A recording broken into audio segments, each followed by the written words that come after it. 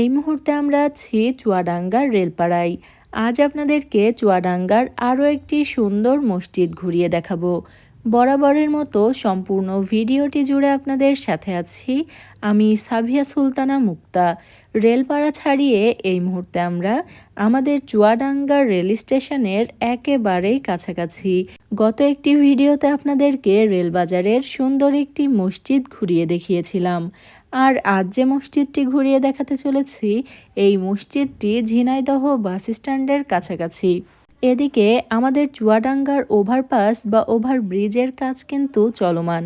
সব কিছু দেখতে দেখতে এগিয়ে চলেছি ঝিনাইদহ বাস স্ট্যান্ডের দিকে। দেখতে দেখতে পৌঁছে গেলাম আমাদের কাঙ্ক্ষিত গন্তব্যস্থলে। আজ আপনাদেরকে সুন্দর এই মসজিদটি ঘুরিয়ে দেখাতে এসেছি। এই রাস্তাটি ধরে যতবার যাওয়া আসা করি ততবারই চোখ আটকাই এই সুন্দর মসজিদটিতে। মসজিদটি তিনতলা বিশিষ্ট। মসজিদের সম্পূর্ণ কাজ কিন্তু এখনও শেষ হয়নি। উপরের দিকে বেশ কিছুটা কাজ এখনও বাকি রয়েছে, যেটার কাজ চলমান।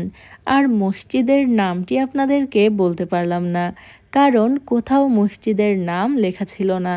একজন ভাইয়া ছিলেন ভিতরে, তাকে জিজ্ঞেস করলাম মসজিদটির নাম কি, তিনিও বলতে পারলেন না।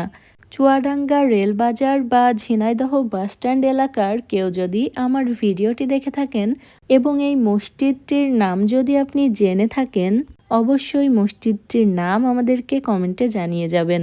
মসজিদটি চুয়াডাঙ্গা থেকে ঝিনাইদহ যাওয়ার যে মূল সড়ক, সেই সড়কের পাশেই অবস্থিত।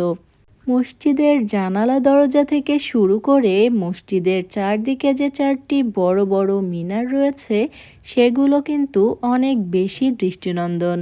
চুয়াডাঙ্গা থেকে ঝিনাইদহ যাওয়ার পথে অনেক দূর থেকেও চোখে পড়ে সুন্দর এই মসজিদটি। আপনাদেরকে প্রথমেই বললাম যে মসজিদটির কাজ কিন্তু এখনও শেষ হয়নি।